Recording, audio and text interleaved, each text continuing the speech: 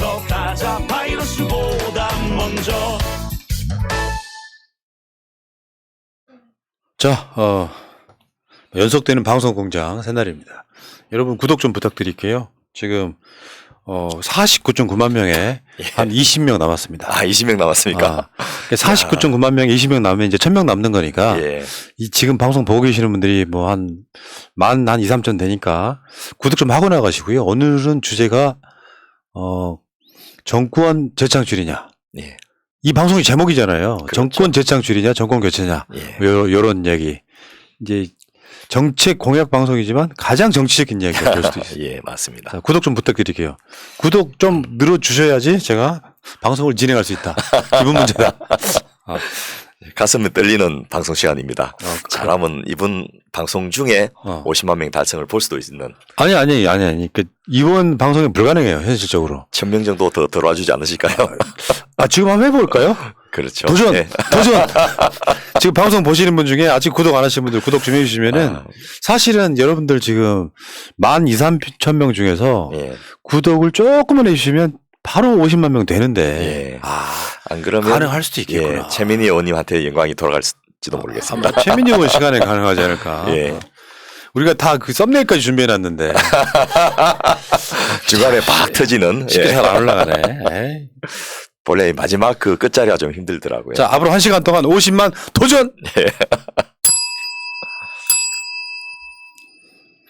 정권 재창출을 위한 싱크탱크 264회 방송 시작하겠습니다. 지금 제 앞에 이상구 복지과 소사이티 운영자님 나오십니다. 예, 반갑습니다. 이상구입니다. 네.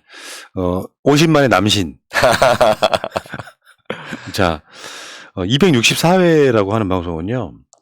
이게 꽉꽉 채워도 5년이 넘어가는 예. 진짜 어마어마한 방송했습니다. 요거는 살아있는 신화 일주일에 한 번씩 하는 예. 방송에 우리 그 평일날 하는 그 재밌는 정치 시사 이거 있잖아요. 예. 요거는 한 1800개, 900개 되는 거거든요. 예. 1년이 365일이고 주말 빼고 나면은 예. 굉장히 오랜 시간 동안 했다는 게 보이는데 맞습니다. 일주일에 한 번 방송으로는 아마 이게 굉장히 오랜 시간 동안 그래서 갈수록 방송 준비가 힘들어지고 있습니다. 할 게 없는 거죠. 예. 절대 제가 같은 내용은 안 한다라는 원칙을 세워놓고 있다 보니까 이제 그 원칙을 포기해야 되나 이런 생각도 좀 들고요. 김건희는 왜 그 수행하는 사람에 의해서 목덜미를 잡혔나 이런 식의 방송. 그런 것도 좀 해보고 싶은데. 네. 여러분 복지국가 소사이어티 후원 좀 부탁드리겠습니다. 02-3272-2353 3272-2353 자 후원 좀 부탁드리고요. 한 달에 10,000원씩만 좀 부탁드리겠습니다. 이 전화하시면은 전화를 받으십니다. 자 이제 본격적으로 출발하겠습니다. 예. 여론조사를 믿으십니까? 여론조사 자체는 다 믿지만은 그 추세, 트렌드, 또 의미 이런 것들은 상당히 제가 이 과학을 한 입장에서 사회과학 조사 방법론을 제가 정식으로 배웠거든요. 그때 이제 그 여론조사를 얼마만큼 믿어야 되는지 이런 것도 제가 좀 공부를 했습니다. 그런 의미에서 요즘 대선 때 그야말로 여론조사의 축제지 않습니까? 그때 무엇을 얼마만큼 가중치를 볼 것인가 이런 것도 참 많이 공부할 수 있는 시간인 예. 것 같습니다. 근데 이제 제가 이제 여론조사 관련한 방송들을 또 하고 있는 입장이잖아요. 예. 그러니까 이렇다고 그래요. 업계에서는 저 사람 성향이 보수냐 진보냐 예. 또는 그 여론조사를 의뢰한 언론기관이 어디냐? 어느 쪽에 가깝냐에 예. 따라서 상당히 좌지우지가 되는데 맞습니다. 최근에 그 일요일이나 월요일 같은 데 보면은 특히 이제 일요일날 나오는 여론조사 몇 개를 보면 예. 의도가 보이는 여론조사들이 되게 많아요. 그렇습니다. 현재 추세 같은 건 사실 무시한 채 막 지르는 느낌이 있고 네. 근데 저는 이 방송하면서 여론조사의 폐해를 가장 크게 느꼈던 게 바로 4월달 보궐선거였어요. 예. 뭐냐면 여론조사가 먼저 깃발을 꽂고 예. 그 여론조사들을 과게 만드는 예. 그래서 결국에는 제가 항상 드리는 말씀처럼 진영과 진영이 첨예하게 붙을 때 한쪽 진영의 사기를 꺾는 방법으로는 여론조사를 뒤지게 만드는 방법이 최고더라. 예. 우리가 아무리 거기다 저항을 해봐도 예. 그 힘에는 우리가 맞설지를 못하겠더라 이런 생각이 들더라고. 맞습니다. 그 웩도독이라 하죠. 꼬리가 몸통을 흔든다 이렇게 하는데 그 원칙을 좀 충실히 반영해서 요즘 허경영 후보가 그 여론조사를 무작위로 살포를 하고 있지 않습니까? 그런데 의외로 그게 또 상당히 먹히고 있다는 이야기도 있습니다. 무조건 전화 돌려가지고 홍보도 하고 여론조사도 하고 이렇게 다각도로 접근을 한다고 하더만요. 예, 저도 780-9011 예. 허경영 씨가 저한테 전화해가지고요. 아유, 안녕하세요, 청재님 이렇게 이야기했는데. 자, 근데 지금 그 여론조사 보면은 이제 저들이 믿는 구석, 그러니까 윤석열의 공약이 정권 교체다 할 정도로 예. 다른 공약은 안 보이고, 그렇죠. 정권 교체라고 하는 그 여론, 정권 교체해야 된다라고 하는 여론이 계속 높게 나오는 예. 그 이유가 뭐라고 보십니까? 이제 이걸 그 윤석열 후보의 어떤 존재 근거로 삼고 있는데요. 이 질문 자체가 어떻게 됐냐에 따라 좀 다른데 어쨌든 그 첫째는 지금 현실적으로 그 많을 때는 20%, 지금 또 한 10% 이상 그 정권 교체를 해야 된다. 이런 이제 여론이 더 높거든요. 그래서 우리가 될 것이다. 이렇게 또 이야기를 하고 또 자기들끼리 그걸 가지고 서로 위로도 하고 자신감도 가지고 이렇게 하는데 첫째 시기를 한번 봐야 됩니다. 이제 정권이 끝나지 않습니까?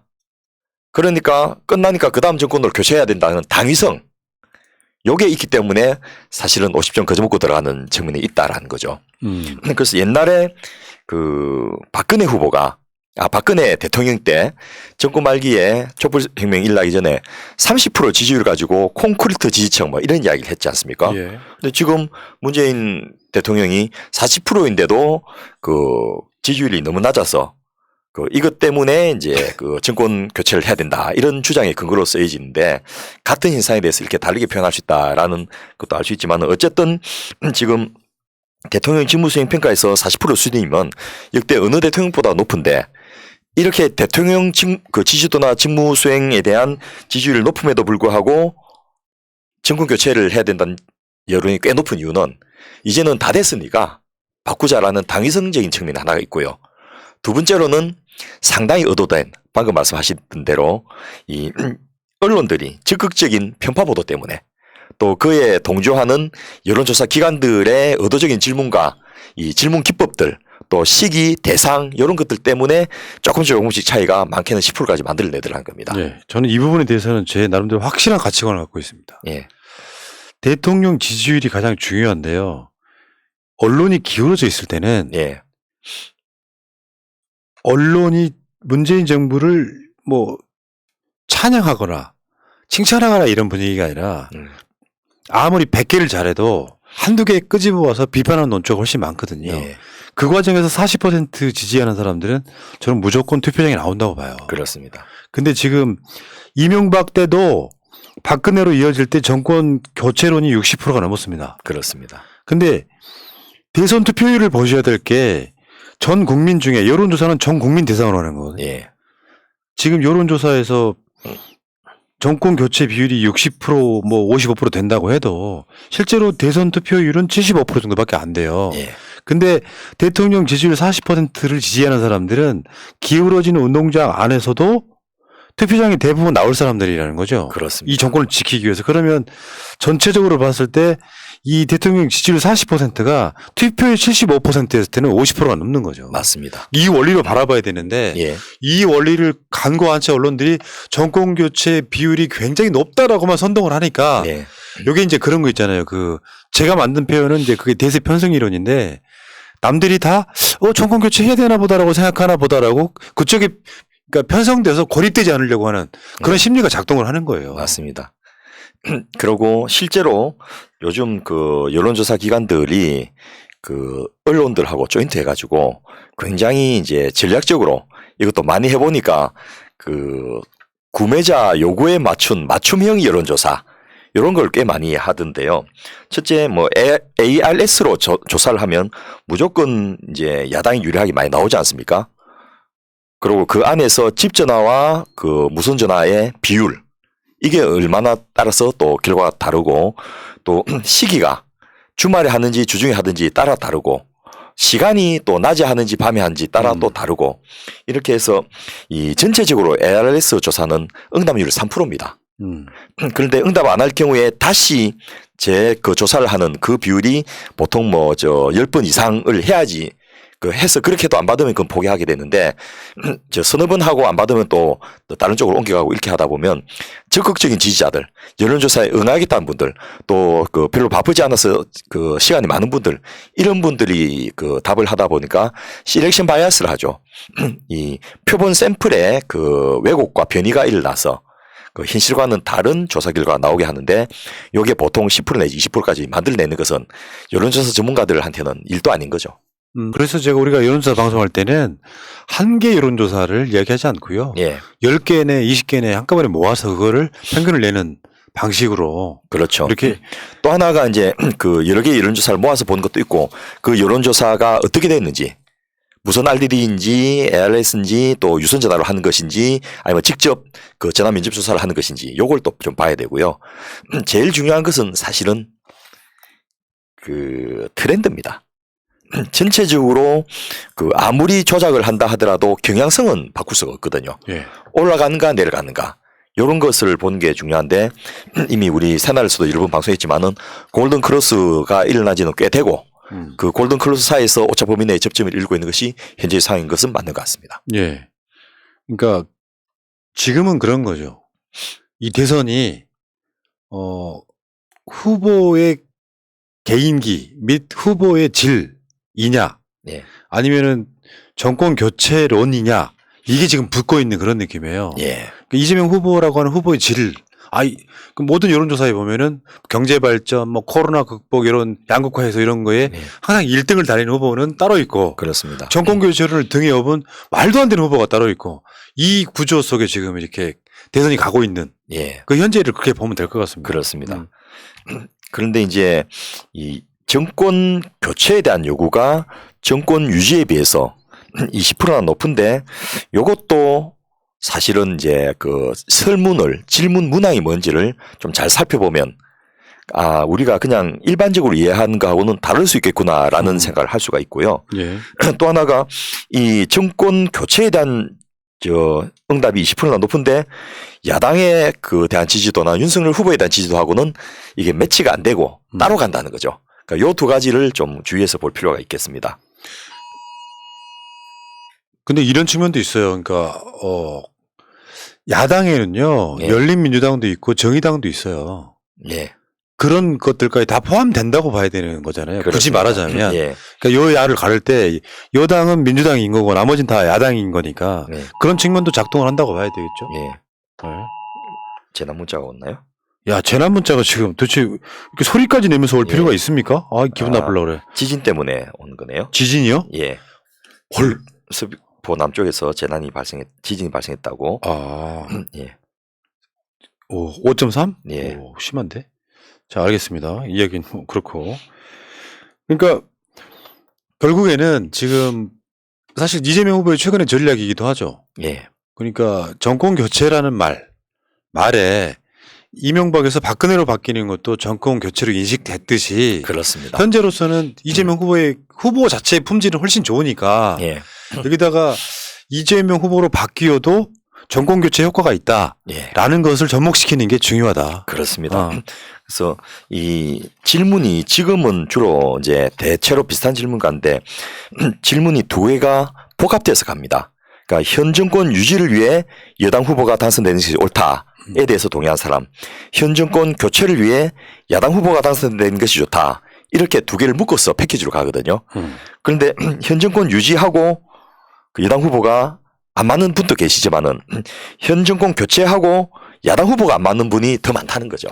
그러니까요. 그런데 이제 국민의힘이나 윤석열 후보는 이게 정권 교체에 대한 요구가 야당에 대한 지지나 윤석열 후보에 대한 지지로 잘못 오해하고 꿈에 부풀어 있는 그런 부분을 방금 푸나님께서 말씀하신 대로 제가 잘 파고들기만 한다면 충분히 이거는 이미 지금 또 승리하고 치르고 있는 선거다, 이렇게 생각할 수 있습니다. 그러니까 여기에 저쪽이 전략이 잘못된 게 사실은 대불행의 서막이 열린 거예요. 저쪽 입장에서 보면. 예. 그러니까 이재명 후보를 이길 만하면 이재명 후보 정도 되는 사람이 네. 이재명 후보 같은 아젠다를 갖고 뒤집으면 차별화가 안 되잖아요. 예. 그럼 이재명 후보가 망하는 각이라고. 예. 근데 너무 극명하게 대비가 되는 후보가 나와 있지 않습니까? 예. 문제는 이제 정권 교체 여론만을 믿다가 결국에는 우리 국민들이 자각을 하게 될 거란 말이에요. 뭐냐면은 정권 교체 하자는 이유가 진짜로 현 정부가 못해서냐 아니냐. 예. 설사 니들 말처럼 일부 못한 것이 있다고 치더라도 윤석열 같은 사람으로 후보가 대통령이 되면 그 못한다고 하는 것이 나아질 것이냐. 예. 이런 자각을 저는 굉장히 진지하게 시킬 필요가 있다고 생각해요.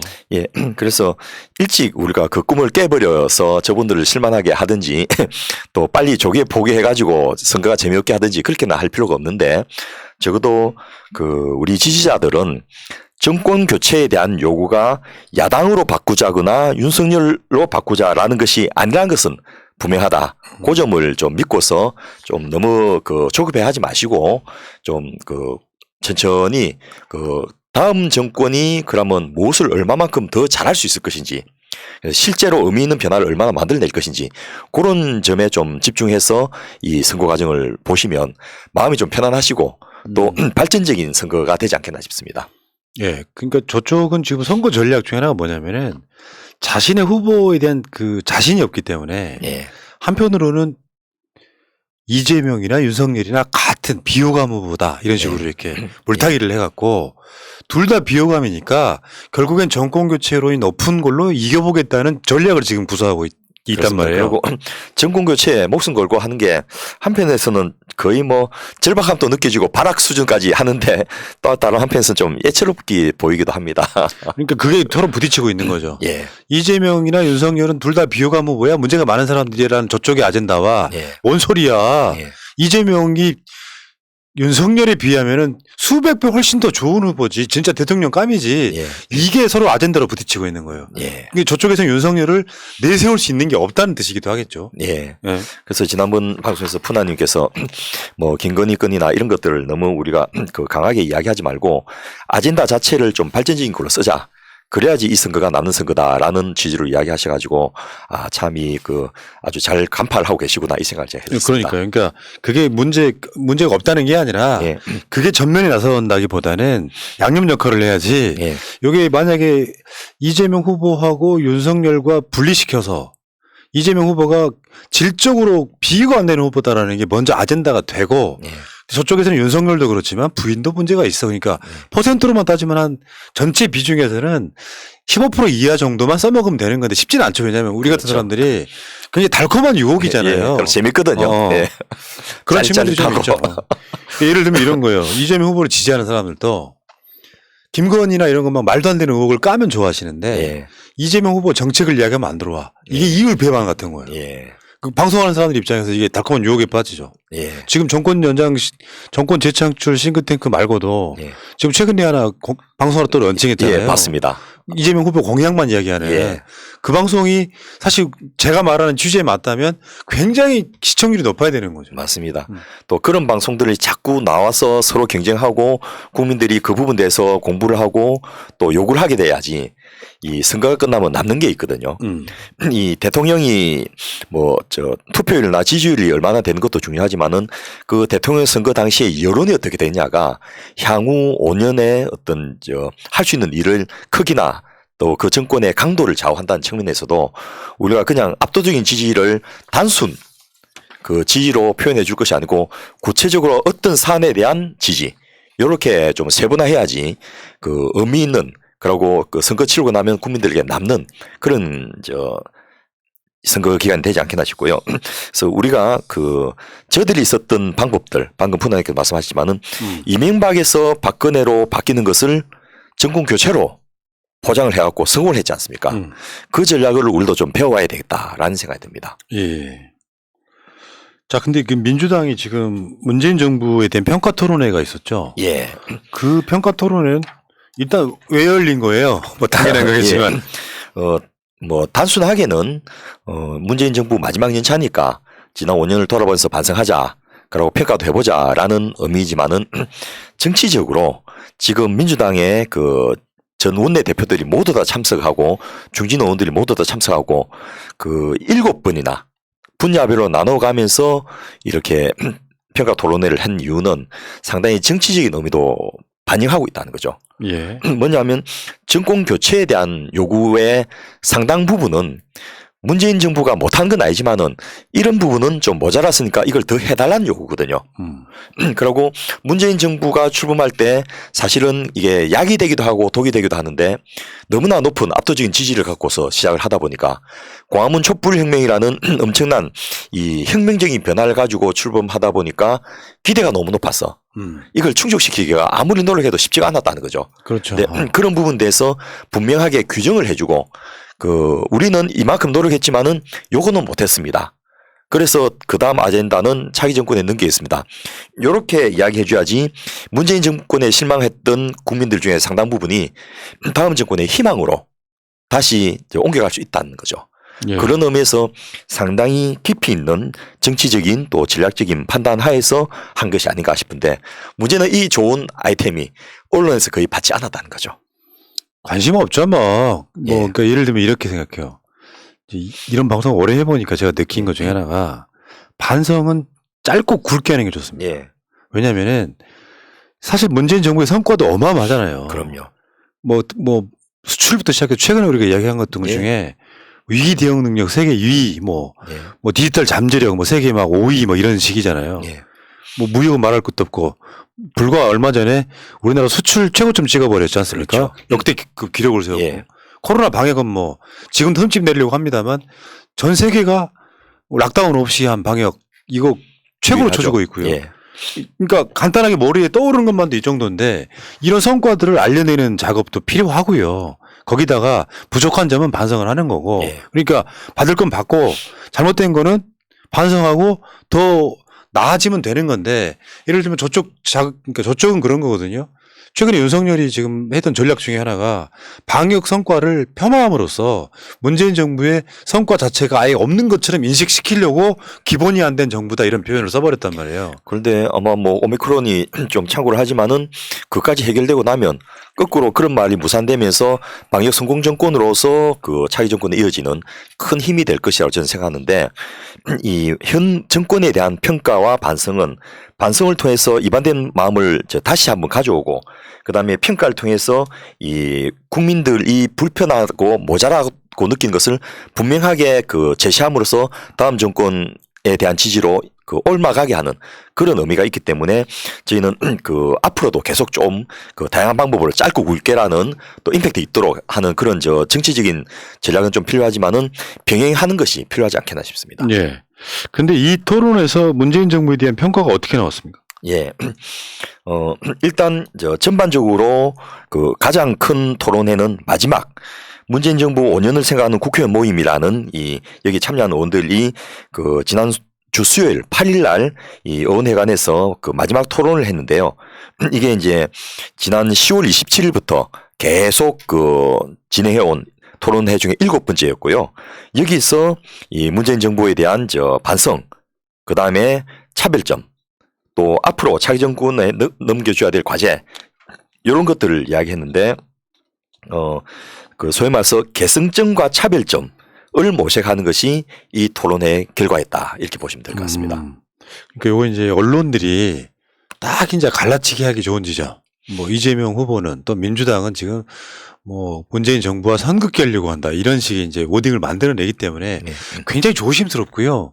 후보 입장에서도 이제 조금만 무슨 얘기를 하면 또 다른 방식으로 갈라치기를 하기 때문에 언론 환경에서 전체 맥락을 이야기하지 않고 특정 단어만 끄집어갖고 비판하는 방식이 되기 때문에 차라리 이거 언론이 보도 안 하는 게 나을 수도 있어요. 예. 그런데 지금 이재명 후보님이 굉장히 잘하고 있는 게 여기서 지적된 문제점에 대해서 본인이 가타부타 말을 한 것이 아니고 구체적인 솔루션을 제공하는 것으로 이렇게 자연스럽게 이게 연결을 하고 올마타할 수 있도록 하는 그런 전략을 취하고 있는 게 아닌가 싶어서 캠프에 계신 분들이 대단히 슬기롭게 대응하고 있구나 이런 생각을 제가 해봤었습니다. 예.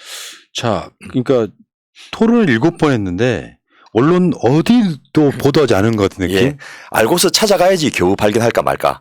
마치 숨은 그림 찾기나 무슨 숲속의 보물찾기 같은 그런 느낌이었습니다. 그러니까 이 문재인 정부 5년에 백서 만들기 같은 거잖아요. 예.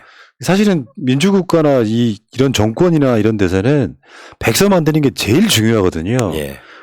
100% 완벽할 수 없으니까 뭘 잘했고 뭘 못했고 그럼 다음 정부에서는 뭘 잘해야 되는지 같은 이거 당연한 거거든요. 예.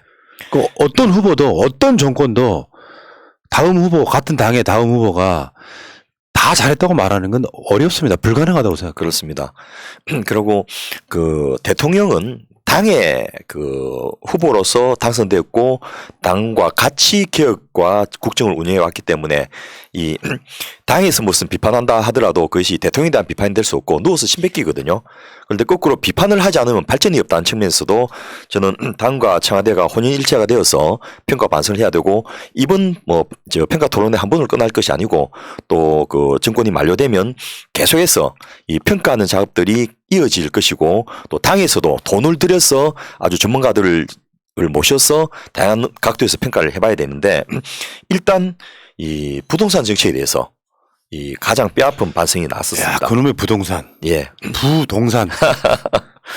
물론 뭐 이것도 우리 그 저 정책 그 방송에서도 이야기했지만은 과연 실패냐라는 부분에 있어서는 또 다른 의견도 있습니다만은 이 김태년 전 그 원내대표가 하는 말이 부동산 부분이 제일 뼈아픈 것으로 국민들로부터 질타를 받고 있다라고 이제 반성을 하고 지난 2사 대책 이게 이제 적극적인 공급 대책이지 않습니까?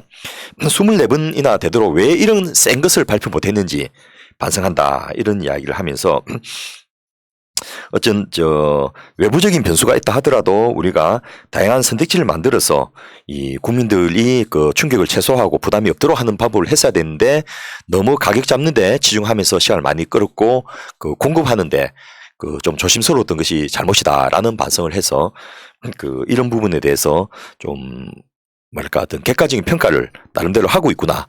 그리고 이런 평가에 대해서 의원들이 동의한다면 그 다음 정부에서는 이런 부분이 상당히 극복될 수 있는 그 근거가 만들어질 수 있겠구나라는 생각을 했습니다. 그러니까 이런 측면이 있다고 봐요. 그냥 부동산 정책 실패했다고 하면은 국민들 상대로 했을 때는 그 해당되는 사람이 국민 전체가 돼버리거든요. 예, 무엇이 실패했는지를 말해줘야 돼요. 맞습니다. 그 집값을 구체적으로. 예. 못 잡았다. 예. 집값이 너무 올라서 예. 이런 식으로 이야기를 해줘야지. 그러니까 결국에는 집값이 오르는 게 더 좋은 사람들은 예. 좋은 사람대로 집값 올려줄 사람들 찍을 거고요. 예. 그러니까 민주당이 지금 집값을 못 잡아서 실패했다고 이야기를 하면 국민의힘은 같은 목소리든 다른 목소리든 낼 거 아니에요. 거기에 예. 대해서 이렇게 예. 매칭이 돼야 되는데 예. 무조건 싸잡아서 실패했다고 이야기를 하면 이거는 굉장히 다른 지점으로 이제 발전하는 수밖에 없는 그런 아젠다가 돼버립니다. 맞습니다. 그리고 특히 이제 이 부동산 정책에 대해서 반감을 가진 많은 이유 중에 하나가 젊은이들이 살 곳이 없다. 그것도 원하는 그 곳에 살 수가 없다라는 것들인데 그런 부분에 대해서 실패했다라고 우리가 반성을 해야지. 그러면 다음 정권에서는 이런 나의 어려움을 잘 알고 있으니까 이 문제가 해결되겠구나라는 희망으로 이 반성을 볼 수가 있게 되거든요. 근데 뭐 언론들이 그 토론에서 그런 이야기가 안 나온 것은 아닌데 언론들에서는 그런 내용을 찾기가 대단히 어려웠습니다. 그래서 참 부동산 정책이 막연하게 실패한 게 아니라 집값을 못 잡아서 죄송합니다라고 예. 했다면 예. 집값을 잡아주길 바라는 사람들은 손이 더 갈 것이고 예. 집값이 오르면 좋겠다고 생각하는 사람들은 손이 좀 덜 갈 것이고 예. 그렇게 명확하게 해달라는 이야기죠. 맞습니다. 저는 집 가진 사람들이 다 집값 오르길 바란다고 생각하진 않아요. 예. 지금 우리 진영에 있는 사람들 중에 집 가지신 분들이 우리 집값이 뭐 안 올라서 불만이거나 그런 분들은 참 많지 않다고 생각하거든요. 예. 그리고 자기가 사는 사람은 오르나 뭐 오르지 않으나 큰 차이가 없거든요. 문제는 지금 언론들 경제지들 포함해가지고 이제 뭐 종부세 관련해서 말도 안 되는 가짜뉴스도 엄청 쏟아내고. 예. 아니, 언제까지 이런 나라에 살아야 돼요, 진짜. 방역인 방역, 부동산인 부동산. 일단 너무 하잖아, 지금.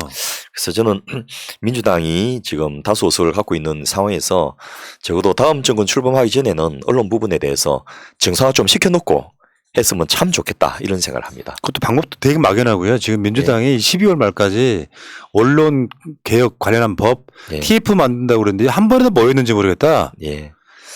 이제 사태의 심각성을 좀 잘 못 느끼고 있는 게 아닌가 싶어서 그 부분은 저는 좀 불만인데요. 이런 언론 환경에서 과연 또다시 대선을 치러야 되겠느냐. 그리고 뭐 그렇게 한다 하더라도 이기긴 하겠지만은 다음 정권이 그 과연 힘을 가지고 진행해 갈 수 있을 것인가. 이런 생각을 한다면 좀 많이 안타깝고 아쉽습니다. 조선일보가 문재인 정부 내에서 냈던 가짜뉴스만 해도 그럼 다른 나라 선진국 같은 폐간 수준입니다. 예. 징벌적 손해배상해가지고 예. 몇 조 맞아버리면 그냥 끝나는 거지. 예. 자, 부동산 이야기고 또 하나는 인사정책의 실패. 예. 이거 뼈아픈 이야기이기도 하고. 예, 일단 문재인 정부에서 중임을 맡았던 분들이 전부 야권의 대통령 후보를 나왔다는 거.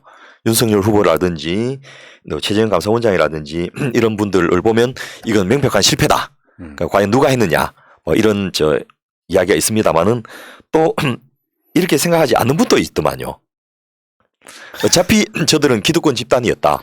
문 대통령의 빅피처. 예.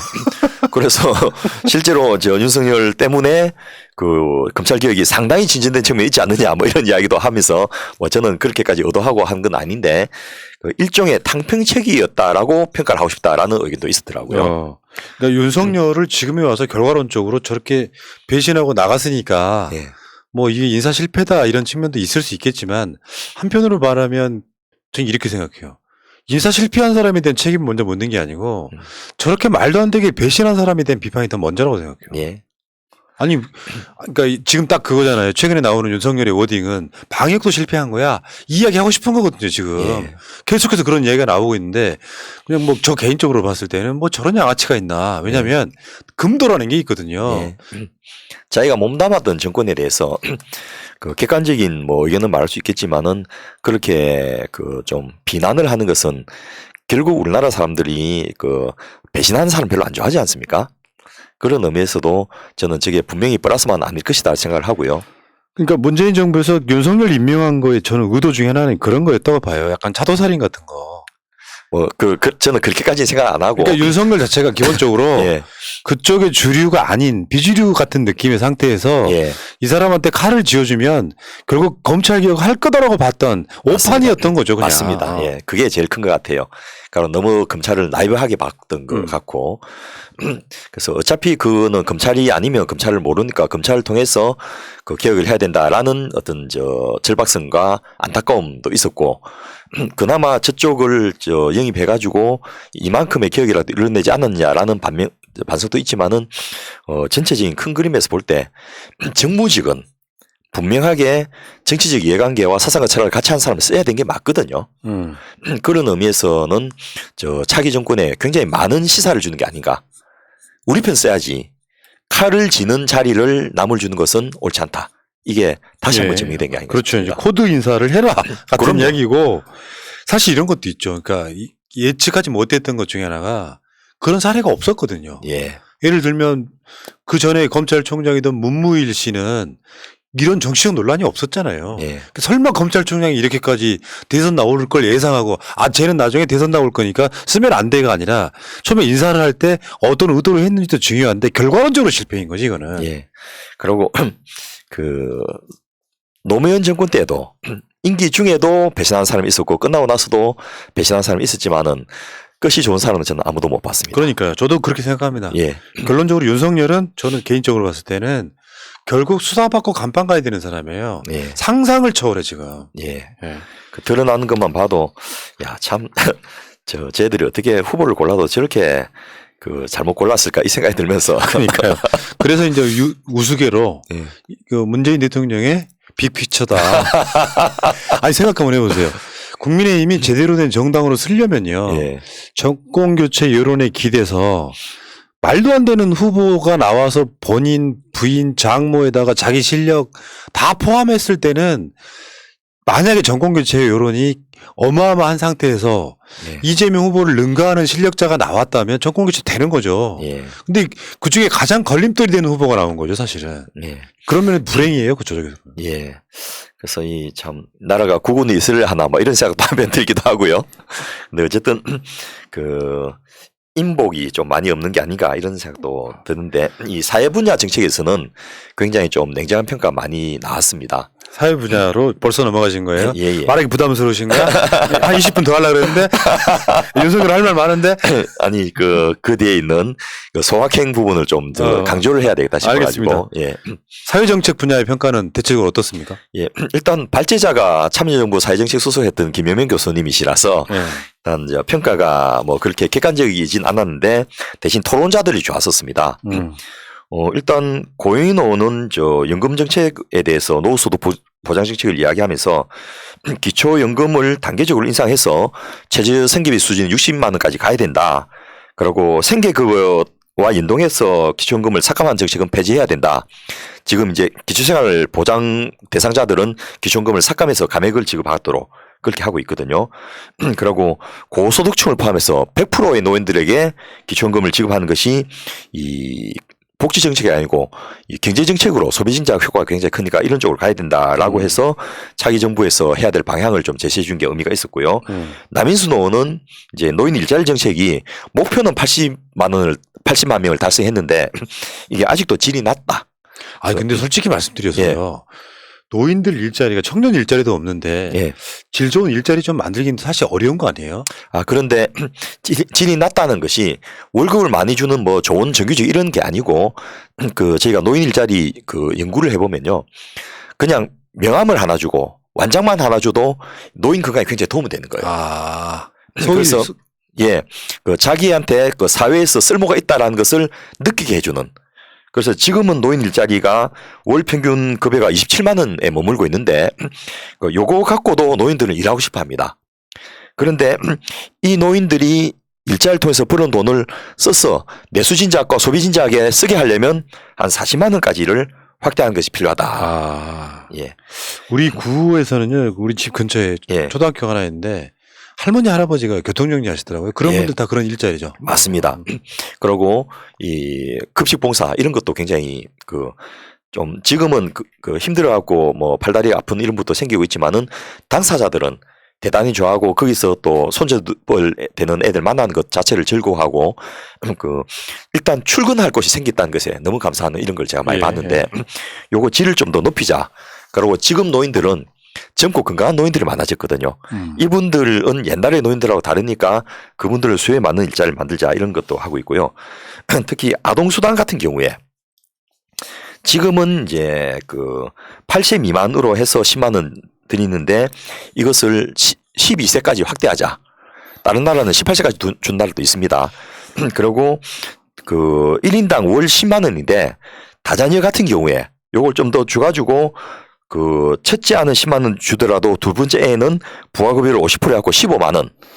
그러니까 10만 원 플러스 15만 원입니다. 10만 원 플러스 5만 원이 아니고 그리고 셋째 아는 100%를 부가급여로 해서 20만 원을 주자. 이럴 경우에 이제 출산 장려 효과가 아니고 실제로 그 아동을 키우는 데 드는 비용에 대한 부담을 상당히 그 대체할 수 있기 때문에 또 경제적인 효과도 크기 때문에 이런 정책을 좀 제안을 하고 있고. 근데 이분들이 저랑 무슨 억하심정이 있나요? 딸내미가 8살 넘어가니까 8세 이하를 주더니 12세를 이제 넘어가려고 하니까 12세에 주자고 주장을 하고. 야, 나 솔직히 껴놓고 얘기해서 내가 진짜 어렸을 때 얘기를 하면 진짜 그 어린이집 다닐 때 있잖아요. 특별활동비 5만 원이 없어서 집에를 못 갔던 아픈 추억 때문에 그렇습니다, 지금. 이분들 왜 저를 비유하시는지 모르겠네. 그런데 이 우리 후배들 또 우리의 자녀들이 그런 세상에 산다는 생각을 하면 그럼요. 이런 걸 좀 하는 게 옳지 않겠나 싶고요. 또 아동 돌봄과 관련해서 온종일 돌봄 시스템을 좀 제대로 구축해가지고 시설 간 차이라든지 또 그 어린이집과 유치원 간의 차이 이런 것들 없애자 이런 그 어떤 평가에 따르는 반성의 결과를 정책으로 제안을 했는데 요거를 이재명 후보가 싹 받으신 거예요. 소확행으로 지금 우리가 방송 소개를 좀 해드렸죠. 그래서 제가 그 우리 새날에서 그 남영희 의원님이나 이런 분들이 소확행 부분을 가지고 방송하는 거 보면서 야, 저렇게라도 우리가 좀 알려야 되겠구나. 지금 20몇 개가 넘거든요. 그러니까 이재명 후보가 오죽했으면은 그 방송을 링크를 걸어갖고 소확행을 대역행으로 해주시니 좋다고 이렇게 쓰셨더라고. 그런데 이게 정말 그 좋고 그 남영희 그 위원장님이 야, 나는 이거 갖고서 저 지역구에 내려가서 그 아줌마들 모아놓고 큰 소리 칠 수 있게 되었어. 이런 이야기를 하셨지 않습니까? 실제로 그 결국 이제 조직 선거는 이런 무기를 들려줘야지 현장에 가서 싸움을 할 수 있거든요. 그런 의미에서 엄청난 무기들을 많이 주신 건데 언론이 전혀 보도를 안 해주고 있어요. 그러니까요. 그리고 굳이 보도한다면 왜곡된 보도를 하고 있고. 그러니까 그중에 그 소확행이라는 건 보도 전혀 안 하고 있다가 논란이 될 만한 게 있으면 그것만 살짝 보도하고. 진짜 언론은 문제 중에 문제인 게 저는 이재명 후보의 소확행 공약이 굉장히 그 큰 의미를 갖는 삶에 체감되는 공약이라고 생각이 들거든요. 그러니까 사회를 바꾸는 아젠다가 아니라 체감되게 이건 진짜 필요했던 공약이라고 생각하는 거를 예, 소확행이라는 카테고리로 묶은 거거든요. 그럼 이런 것들이 경쟁이 돼야 되는데 그렇습니다. 위원장님이랑 저랑 수도 없이 많은 선거를 거쳤지 않습니까? 방송하면서 한 번도 공약 선거가 된 적이 없는 건 다 언론 때문이에요. 예, 언론들이 공약 비교하기 시작하고 사회적 아젠다가 되면 후보들이 좋은 공약을 낼 수밖에 없는데 한쪽 후보는 좋은 공약을 내고 있는데 보도를 안 해. 왜? 윤석열이 하는 말마다 나오는 이야기가 공약거리가 안 되는 상황. 예. 공약이라고는 정권교체밖에 없는. 그렇다 보니까 그 자체를 보도를 안 함으로써 국민들은 공약에 지금 알고 있지 못한 측면도 있는 거죠. 예. 그래서 이 소확행 공약들이 너무 좋은 게 많아가지고 야 이거를 서너 개를 잘라가지고 쭉 한번 우리 새날 방송에서 알려야 될 게 아닌가라는 생각도 들었는데 일단 그 앞서 말했던 그 문재인 정부 반성 중에서 그 장애인 이동권 부분이 이야기 나왔는데 이재명 후보가 소확행 공약 19번째로 유니버설 디자인을 통해서 장애의 장벽을 없애겠습니다. 이런 발표를 하셨거든요. 그런데 이 소확행 부분은 이제 공식적인 그 거대 공약이 아니고 그 아주 구체적이고 그 대상자가 확실하고 또 세세한 작은 공약이다 보니까 이거를 페이스북을 통해서 발표를 하고 있어요. 예. 그래서 페이스북만을 가지고 이렇게 하는 게 좀 한계가 있지 않겠나 싶어서 요걸 어떻게 확대 재생산을 좀 할까 이런 생각도 드는데 이 유니버설 디자인이라는 그 하나만 해도요. 그 장애인만을 위한 게 아니거든요. 일단 노인들은 60대는 60%, 70대는 70%, 80대는 80%가 장애인입니다. 그리고 유니버설 디자인이라는 게 누구나 그 불편하지 않도록 하는 디자인이거든요. 예를 들면 계단에 저 도로와 그 인도의 차이를 없애가지고 거기서 이 휠체어가 쉽게 올라갈 수 있도록 해주는 거. 예. 이거 해놓으면 그 장애인 휠체어뿐만 아니고 유모차도 잘 올라가고요. 다리가 불편한 노인들도 그 왔다 갔다가 편해지는 거예요. 이런 것들을 좀 그 개선해주는 이런 것들을 지금은 이게 지자체 조례로만 하고 있거든요. 그러니까 강제성이 없고 그 약간 예산해 주면 할까 말까 이런 정도인데 이재명 후보가 법제화하겠습니다. 이렇게 딱 발표를 한 거예요. 그러니까 장애인이든 비장애인이든 다 같이 쓸 수 있는 제품을 만들어야 된다는 거잖아요. 그렇습니다. 교통, 건축, 도시, 제품, 환경 이 모든 것들을 장애인이 불편하지 않도록 또 노인들이나 그 어린 애를 기르는 저 젊은 부부들이 불편하지 않도록 만들겠다는 거고 그런 나라가 좋은 나라 아니겠습니까? 그러네, 진짜. 그러니까 유니버설 디자인을 하게 되면 장애인만 좋은 게 아니라 보통 비장애인들도 훨씬 좋은 상태. 그걸 법제화로 의무화하겠다는 거잖아요. 그렇죠. 정말 좋습니다. 그리고 이게 저 국가 예산으로만 하는 게 아니거든요. 일부 예산이 들어가야 될 것도 있지만은 제품을 만들 때 이 기준에 맞춰서 만들어. 또 기업들이 이런 쪽에 대해서 불편함이 생기면 네가 책임져. 이렇게 제도화 해버리는 것만으로도 엄청나게 사회적 자원을 여기에 투입하는 효과가 있기 때문에 살기 좋은 대한민국 만드는데 굉장히 큰 의미가 있는 것인데 이걸 그동안 기업들 부담이라는 이름으로 못 해왔거든요. 근데 이번 기회에 이게 저 공약이 되고 또 법제화가 추진되고 이 국회에서 이걸 받는다면 굉장히 좀 그 삶의 질을 개선하고 환경을 개선하는 큰 의미가 있는 공약이 될 겁니다. 그러니까 왜 장애인 어떤 분이 그 서울대학교 관련해서 우리가 한 방송으로 한 적이 있는데 휠체어에 앉아있는 장애인이 물건을 사기 위해서 요즘은 자동으로 판매하잖아요. 네. 너무 높아. 네. 그 디자인이 잘못된 거잖아요. 네. 장애인도 살 수 있게끔 높이를 맞춰줘야 되는 것이 의무화되는 거죠. 네. 그 모든 것들이. 그렇습니다. 또 욕실 같은데 노인들이 쫄딱 미끄러지면 젊은 사람들은 은행방 찍고 끝나지만은 노인들은 고관절 골절이거든요. 그러면 빨라도 2개월, 늦으면 6개월을 누워 있어야 됩니다. 그렇게 와상으로 누워 있어서 치료받으면 고혈압 당뇨병 악화돼갖고 결국 돌아가시거든요. 이 욕실에 미끄럼을 방지하는 그 부착포를 붙인다든지 손잡이를 만드는 이거 자체가 수명을 좌우하고 삶의 질을 좌우하는데 이런 것들 아파트 지을 때 엄화해버리면 되거든요. 이런 부분들이 이 소확행 19번째 공약인 유니버설 디자인으로 장애의 장벽을 없애겠습니다. 안에 포함되어 있는. 그리고 이 공약이 구체화된다면 수혜받을 분들이 대단히 많거든요. 그러네요. 이런 게 전혀 보도가 안 된다는 거죠. 저는 그게 아직까지도 법제화가 안 돼 있다는 게 더 신기할 정도. 예, 맞습니다. 돼 있는 줄 알았거든요. 예. 다음에 그럼 이제 본격적으로 소확행 공약 그 이야기를 한번 해볼까요? 예. 지금 이 소확행 공약이라고 하는 게 그 큰 카테고리에서 지금 발표되고 있는 대선 공약과는 별도로 가는 거라고 보면 맞아요? 그렇습니다. 일단 대선 공약은 이재명 캠프에서 그 당 후보가 되면서 당에 제출했던 공약이 500개가 넘습니다. 그리고 당의 정책위원회에서 만든 공약이 600개가 넘고요. 또 민주연구원에서 또 만든 공약도 몇백 개가 있습니다. 이것을 다 심사하고 예산 추계하고 우선순위를 정해서 당 공식 공약집에 반영하려면 시간도 오래 걸리고 안에서 굉장히 절차도 복잡하고 내부적인 컴피티션, 토론도 많이 해야 됩니다. 그런데 선거 기간 중에 이걸 써야 되잖아요. 그런 의미에서 그 오바마 정부 시기에도 그렇고 빌 클린턴 정부에서도 그렇고요.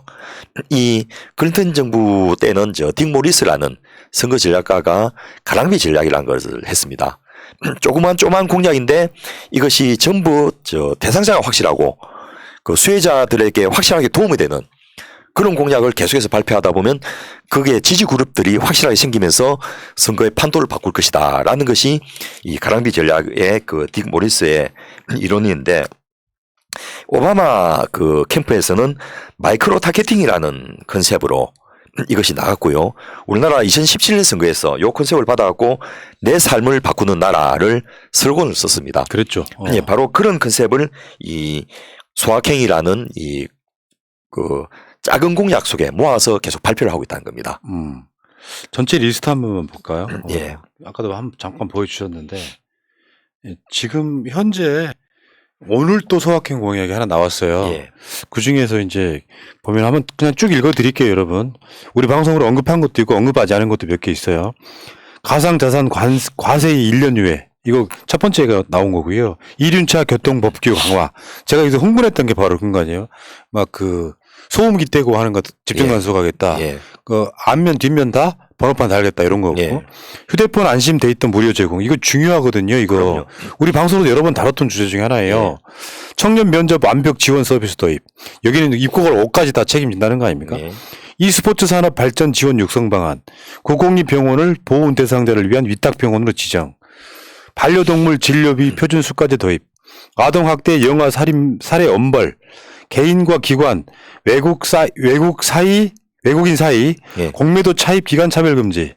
초등학생 3시 동시 학교제, 오후 7시까지 돌봄 교실 운영. 여성건강의학과 명칭 변경. 이게 산부인과를 말하는 예, 겁니다. 그렇습니다. 변형 카메라 관리제. 요거는 뭐예요? 변형 카메라 관리제가? 예. 요게 그 남성들은 대부분 잘 모르는데요. 이 당사자인 여성 입장에서 보면 엄청나게 와닿는 공약입니다. 카메라가 요즘 굉장히 소형화되고 있지 않습니까? 아마 볼펜이나 만년필에 달린 카메라, 또 USB에 달린 카메라 이런 거는 보셨을 건데 단추에 달린 카메라, 몰카? 예, 몰카 이런 것들이 지금 연간 우리나라에 수입되는 게 10만 개가 넘습니다. 수입된단 말은 그게 팔린다는 이야기거든요. 그게 결국 어디 가겠습니까? 탈의실, 샤워실 이런 데 곳곳에 화장실에 배치가 된다는 거죠. 네, 이것에 대해서 정부가 나서서 그 USB, 볼펜, 안경 등 일상용품의 형태로 변형된 카메라를 그 첫째 관리 체계를 구축하겠다. 누가 그 어디서 만들고 어디서 수입하고 어디에 판매되고 있는지를 밝혀버리면 책임 소재가 분명해지겠죠. 그럼 두 번째로 이것의 제조, 수입, 판매, 임대, 배포, 구매 대행, 광고에 이르기까지 전부 체계적으로 관리하고 이력 정보 시스템을 도입하겠다. 그러면 가해자가 누가 된지를 즉시할 수가 있게 됩니다. 예. 마지막으로 단속 인프라도 구축하겠다. 성능이 좋은 탐지 기능 장비를 개발해가지고 이런 것들을 운영할 경우에 여기서 이런 장비를 운영할 때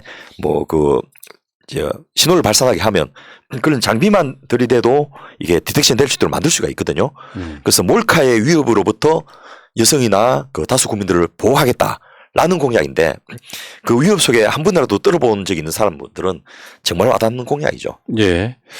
다음에 전기차 충전 인프라 보조금 확대, 온라인 플랫폼 수수료 공개 추진, 독립스포 퀵커머스 구축, 금융 소비자 보호, 상병수당 도입, 보이스피싱 건절, 유니버설 디자인 환경 구축, 좀 전에 얘기했고요. 딥페이크 악용 가짜 영상 방지 대책, 이건 윤석열 AI가 또 떠오르네. 예. 다음에 GMO 완전 표시제, 다음에 어린이 등하굣길 안전 강화, 그리고 지금 그 반려동물 관련해가지고 하나 더 나왔죠. 동물보호소 가면 쓴 신종 펫샵 완벽 근절 예. 이런 것들이 지금 계속 소확행으로 나오고 있는데 대선 대선 날까지 가면은 한 100개 이상 나오지 않을까요? 예. 그런데 국민의 입장에서는 이게 진짜 남는 장사입니다. 이 선거 공영제 때문에 전체적으로 대선을 한번 치르면 간접 비용까지 해서 한 1조 넘게 들어갔는데요. 1조 원 들여서라도 선거 치러야 될 이유들이 바로 여기에 있다는 거죠. 예를 들어 방금 읽어주신 이 공공 배달 앱과 이 배달 특급 공공 플랫폼 요게 뭐냐면 이 동네 슈퍼나 그 골목 상권에 있는 가게들은 이 거대 그 유통기업들의 배달 앱을 상대를 할 수가 없지 않습니까? 그러고 이길 직송 배달, 당일 배달 이렇게 하는데 그게 편리한데 사람들 그걸 더 이용하게 되니까 빈익빈 부익비가 가중되거든요. 근데 이재명 그 후보가 경기지사 시절에 이미 그 공공 플랫폼인 배달 특급을 출시했는데 소위 말해서 그 이런 구멍가게나 그 골목 상권들도 배달을 대행할 수 있도록 그 공공 배달 플랫폼을 만들어 드린 거예요. 예. 이거를 국가 전체적으로 확대하겠다. 그래서 동네 구멍가게에서 물건 사는 거 또 동네 시장에서 물건 사는 것도 싸게 배달할 수 있도록 그 해주면 그쪽의 물건들이 상대적으로 팔릴 기회가 많아진다는 거죠.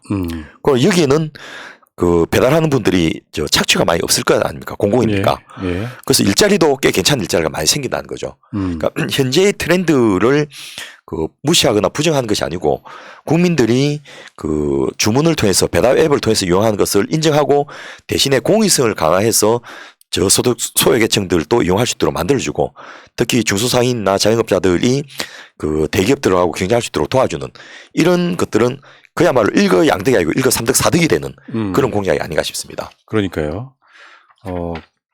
그 여기다가 지역 화폐까지 결합시켜 버리면 정말 도움이 많이 될 것 같습니다. 그러니까 이제 전체적으로 공약이라는 게 뭐 부동산 분야, 예. 뭐 정치개혁 분야, 문화 뭐 어떤 분야 엄청 많잖아요. 예.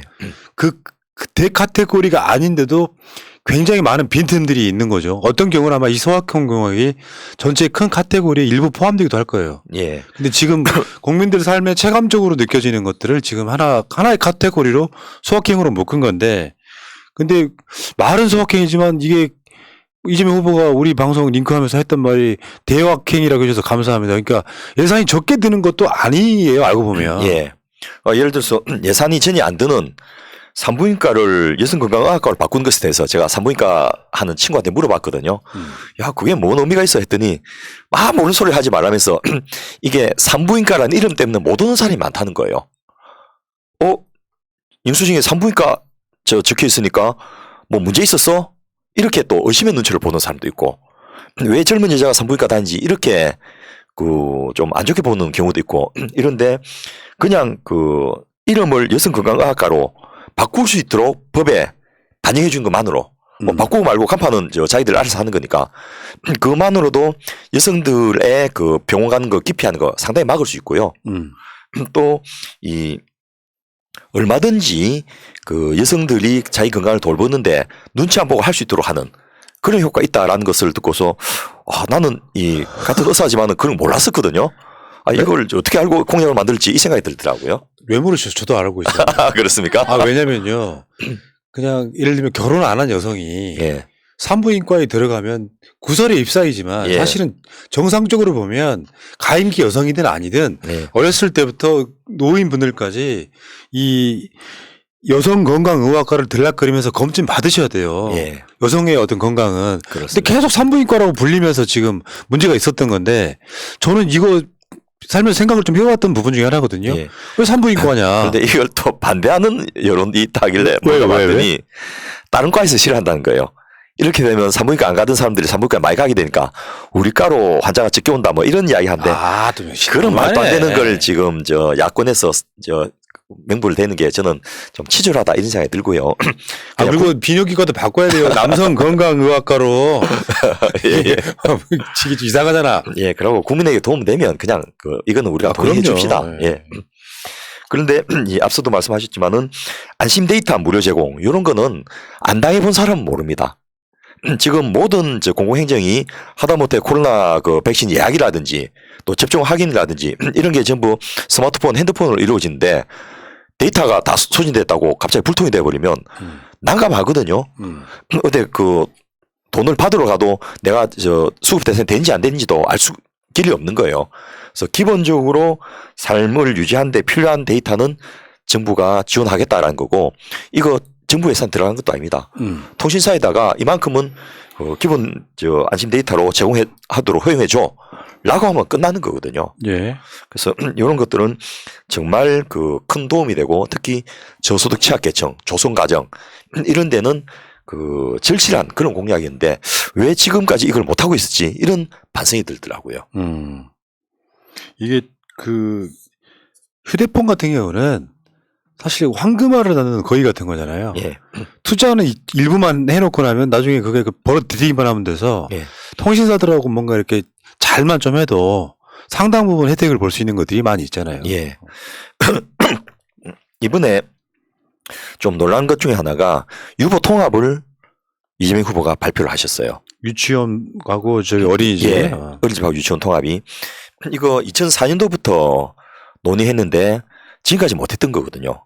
왜냐하면 밥그릇 싸움이에요. 그런데 지금 차기 정부에서 이게 상당히 될 가능성이 높아진 게요. 출생 아동이 너무 줄어가지고 전부 다 살 길이 없어진 거예요. 그래서 정부가 관련 예산을 줄이지 않으면서 예산 단가를 높여줄 테니까 대신에 그 어린이집 가든지 유치원 가든지 차별 없도록 해라. 라고 하면 이게 저절로 될 수 있는 가능성이 높아진 거예요.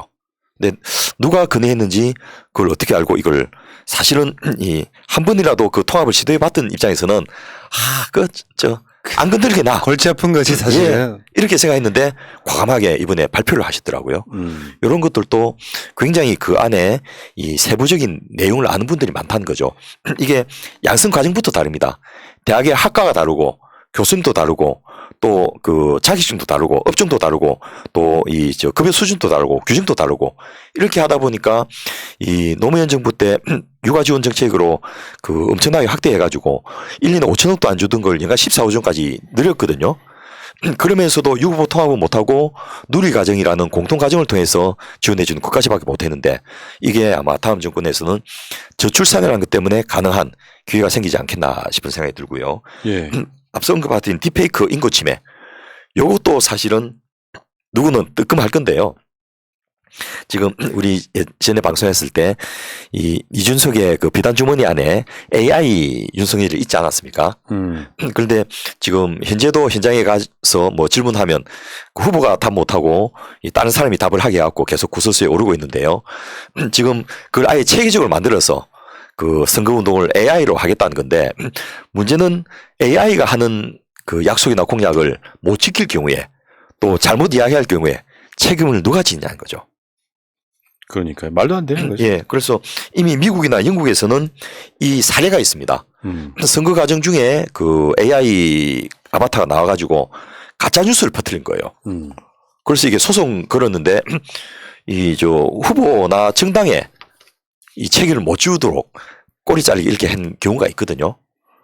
그래서 우리나라가 이제 그런 사례가 없어서 손 놓고 있었는데 이 부분도 빨리 법제화를 해야지 이번 선거에서 피해가 없도록 하지 않겠나 싶습니다. 그러니까 AI 윤석열이 허위 사실을 유포하거나 그러면은 홍보본부장이 정확하게 처벌을 받는다. 뭐 이런 식의. 그렇죠. 아니면 후보가 책임을 진다. 처벌을 받는다. 이런 식의 법이 명확해져야 되는 거예요. 지금 그 선거법에는 사무장이나 후보 당사자나 직계 그 가족이 돈 받으면 당선이 무효형이 되게 돼 있거든요. 그런 정도까지를 하지 않으면 이게 엄청나게 심각한 지금 기술이 발달해가지고 상대편 후보가 똑같이 생긴 아바타가 나와서 동영상으로 발표하게 하는데 이게 선명도가 높아갖고 이게 아바타인지 진짜 후보가 실제로 하는 건지 모르도록 할 수가 있거든요. 그렇게 해갖고 그 후보가 엉뚱한 소리 한 것을 막 유포시켜버리면 엄청난 피해가 발생할 우려가 있는 거죠. 예. 알겠습니다. 그러니까 지금 소확행 공약이 이 선거에서 저는 굉장히 중요한 역할을 할 거라고 보는데 예. 위원장님 생각 어떠세요? 그렇습니다. 요것을 잘만 활용하면 요거는 전부 다 구체적인 대상 그룹이 확실합니다. 그리고 그 대상 그룹들에게는 이거는 굉장히 중요하고 절실한 공약이거든요. 물론 가장 돈이 많이 드는 게 상병수당 같은 건데 이거는 한 1조 내지 1조 5천억 드는데 그런 게 아니더라도 돈이 안 들거나 뭐 몇백억 몇천억 선에서 할 수 있는 그런 공약들인데 표는 확실히 되는 공약입니다.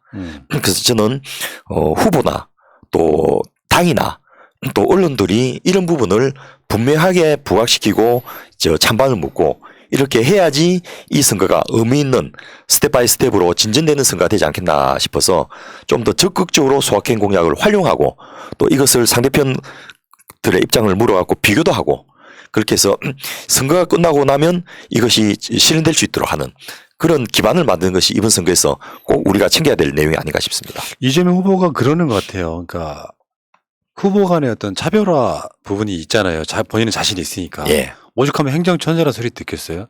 근데 그런 선거 만들려고 용을 쓰고 있는 것이고 예. 저쪽에서는 그냥 소위 말해서 물타기 해서 이재명이나 윤석열이나 똑같아. 예. 우리 정권 교체를 한번 해볼까 이 대결이기 때문에 우리는 이재명 후보의 공약 등을 그럴 수 있잖아요. 그러니까 예를 들면 커피숍 같은데 친구들 만날 때 야, 이번에 이재명 공약 중에 뭐 그 상대가 뭐 반려견 있는 대상이라면 반려견 관련한 공약을 슬쩍 던지면서 야, 이런 공약을 내대. 이런 방식으로 해서 이렇게 입소문 내주는 것도 중요해요. 언론이 안 다루니까요. 맞습니다. 그리고 당에서도 이걸 그냥 페이스북으로 퍼뜨리게 하지 말고 직접 이벤트를 만들어서 현장 행사도 하고 또 토론회도 만들고 이렇게 좀 확대 재생산하는 노력을 해야 되는데 너무 좀 등한시 하는 게 아닌가라는 아쉬움이 좀 있습니다. 지난번 우리 채널 방송에서도 남영희 의원이 위원장님이 이 정도 공약이면 내가 이거 들고서 녹색 어머니에서 그 등하굣길 안전지킴이 하는 것을 안 나오면 벌금을 내게 해갖고 사람을 고용하는데 이걸 아예 제도화하겠다는 거지 않습니까? 이 정도면 그 초등학교 아동을 둔 엄마들한테 확실히 와닿는 공약이다. 나 이거 갖고 선거 치르고 싶다 이런 이야기 하셨는데 그런 것들로 다 뭉쳐져 있거든요. 이 소중한 보물을 좀 잘 활용했으면 좋겠습니다. 예, 알겠습니다. 자, 정권 교체 당할 일은 저는 없다. 예. 참 이게 모든 상황이 그렇잖아요. 문재인 정부가 일부 못한 게 있을 수 있다고 쳐도 예. 전체적으로 보면 굉장히 잘한 정부, 역대급 정부란 말이에요. 후보 괜찮잖아요. 예. 저쪽은 뭐 말도 안 되는 뭐 후보가 어떻게 문재인 정부의 검찰총장이 된 사람이 어떻게 들어다 보니까 실력은 완전히 낙제점. 부인, 본인, 장모는 범죄 의혹에 휩싸여 있고 이런 사람이 정권 교체하면 대한민국 사회나 역사가 역진하는 거잖아요. 저는 예. 국민들이 그냥 막아낼 거라고 보는 거고. 그런데 뭐 선거 마지막이 되면 이런 분을 대통령으로 뽑겠습니까? 막 이런 슬로건이나 연설들이 많아질 건데 저는 물론 그거는 당연히 뭐 막을 방도도 없고 그렇게 하겠지만은 그거보다는 그 이번 선거가 끝나면 요게 될 것입니다. 그렇게 하는 것이 그야말로 제대로 된 정권 재창출이 되지 않겠나 네. 싶습니다. 그러니까 그게 병행해서 가야 되는 거죠. 예. 누가 생각해도 막상 찍으려고 보니까 내가 보수지만 내가 최소한 윤석열은 못 찍겠다. 예. 이재명이 홀랐다. 이렇게 이제 전략으로 가야 되는 것이고 예. 지금 현실로 그렇지 않습니까? 그리고 그러니까 우리 방금 봤던 22개 소확행 공약을 위해서라도 나는 찍겠어. 이런 그룹들이 생기고 눈덩이처럼 예. 불어난다면 그 이번 선거가 굉장히 재미난 선거, 의미 있는 선거, 남는 선거가 될 것 그렇죠. 같습니다. 소확행 공약을 알아보는 분들이라면 그분들이 진정한 실용주의자죠. 예. 이재명 후보가 실용주의자라기보다 예. 그 공약을 보고 찍는 사람들이 진짜 실용주의자인 거예요. 그리고 이 공약으로 당선돼서 정도까지가 나올 수 있어야지 다음 정권에서 힘을 가지고 이게 실현될 수가 있습니다. 맞습니다. 예, 알겠습니다. 자, 오늘 방송 마쳐야 될 것 같고요. 지금 아까 말씀하셨던 그 50만 명이나 아직 좀 턱없이 좀 부족하고요. 예, 안타깝네요. 그러니까 이상구 운영위원장이 예. 갖는 그 50만의 인연은 없는 걸로. 예, 아쉽습니다. 자, 다음 방송으로 한번 넘겨보도록 하겠습니다. 여러분, 그러려면 좀 구독 좀 가열차게 좀 해주시고요. 오늘 중에 50만 명을 달성하는 쾌거를 한번 만들어 보겠습니다. 9시는 되겠죠. 네. 자, 정권 재창출을 위한 싱크탱크 264회 방송 마치고 새날은 있다가 9시 경에 좀 더 일찍 올 수도 있어요. 최민희, 황희 두 분과 같이 오겠습니다. 위원장님 고생하셨습니다. 고맙습니다. 예, 감사합니다.